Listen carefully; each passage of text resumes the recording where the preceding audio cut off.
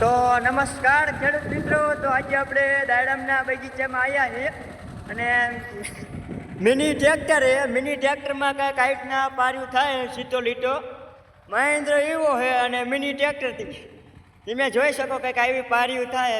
અને દાડમનો બગીચો છે મિત્રો, 10 વીઘાનો બગીચો છે. દાડમનો ફાલ બાલામ તમે બહુ મસ્ત આવ્યો છે. વણમાં વાંધો ના આવ્યું ભાઈને. અને દાડમનો તમે ફાલ જો, આવો ફાલ કંઈક આવ્યો હોય ઘૂઘરા જેવો, કંઈ ઘટે નહીં મિત્રો. આંકો તો મિત્રો બહુ આવ્યો, આવો કંઈક ફાલ આવ્યો હોય. અને મહેન્દ્ર એવું હોય, નાનું છે પણ નાકનું બચ્ચું કહેવાય મિત્રો. હાંકોમાં તો બહુ મજા આવે છે. પણ મિત્રો હે ને એક પ્રશ્ન છે કે મહેન્દ્ર એવોમાં એક સિસ્ટમ અલગ આવી છે ને મિની ટ્રેક્ટરમાં કંઈ ઘટે નહીં.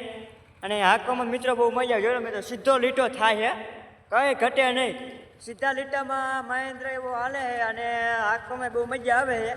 એ ભાઈ હાકે છે, એ ડ્રાઈવર છે. પણ જોઈ લો મિત્રો, દાયડામની તો વાત જ ન થાય.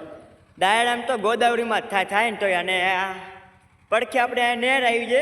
આપણે કાલ આનો વિડીયો મૂક્યો હતો, ફેસબુકમાં ચડાયો હતો કે આપણે મોટા ટ્રેક્ટરથી હાંકવા હતા. જો પેલા મોટા ટ્રેક્ટર મિત્રો ખાલી દાયતી મારી હતી. અને આજે એમાં પાછા પારા બાંધવાનું કામકાજ ચાલુ છે. પારા બંધાય છે અને શેઠ લીલાના હિસાબે નાનું ટ્રેક્ટર છે એટલે થોડુંક ભી પડે, લીલું શેત પડે એટલે વાંધો ન આવે. જો એટલા ખૂતાયા તે ખૂતાયા. અને જોઈ લો લીલાના હિસાબે મિત્રો વરસાદ 2 દી પહેલાં હતો અને કાલે આપણે દાયતી મારી. આ 2 ચારામાં તો 2-3 ચારામાં મિત્રો લીલું બહુ હતું. કારણ કે જો લો મિત્રો એક બાજુ વકલ જ હાલે છે, કંઈ ઘટે નહીં. તો તમને અમારો બ્લોગ ગમે, લાઈક છે ને સબસ્ક્રાઈબ કરી નાખજો. તો જય માતાજી.